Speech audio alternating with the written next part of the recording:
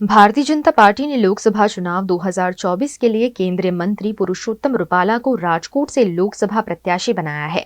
लेकिन पुरुषोत्तम रुपाला द्वारा राजपूत क्षत्रिय समाज की बेटियों पर की गई आपत्तिजनक टिप्पणी के चलते देश भर के राजपूत समाज में आक्रोश का माहौल देखने मिल रहा है। राजपूत समाज पुरुषोत्तम रुपाला का टिकट रद्द करने की मांग कर रहा है। पूरा क्षत्रिय समाज एक साथ खड़ा हुआ है। इसी बीच भावनगर स्टेट के युवराज जयवीरराज सिंह ने भी इस मामले अपनी प्रतिक्रिया देते हुए पुरुषोत्तम रुपाला द्वारा इस्तेमाल किए गए शब्दों की आलोचना की। साथ ही उन्होंने ये भी कहा कि भाजपा में जितने भी राजपूत हैं वो सब राजपूत नहीं रहे लेकिन भाजपूत बन गए हैं। जयराज सिंह अपना समाजना एक वडील कहेवाय। હું એમને વિશે કંઈ નેગેટિવ નહીં કહું, પણ જે આપે પ્રશ્ન પૂછ્યું એ સૌ સાચું પ્રશ્ન છે.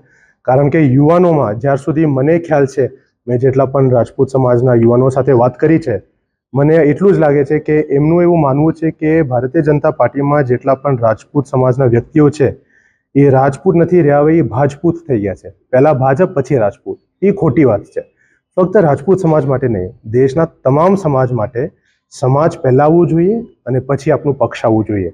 અને પક્ષ અંદર આપ જે પણ નિર્ણય લ્યો એ પક્ષ તરીકે આપનો હક છે, પણ જ્યારે વાત સમાજમાં આવે, સમાજમાં જે પણ વાત થતી હોય એ આપણા પ્રતિનિધિઓ દ્વારા જ આવી જોઈએ.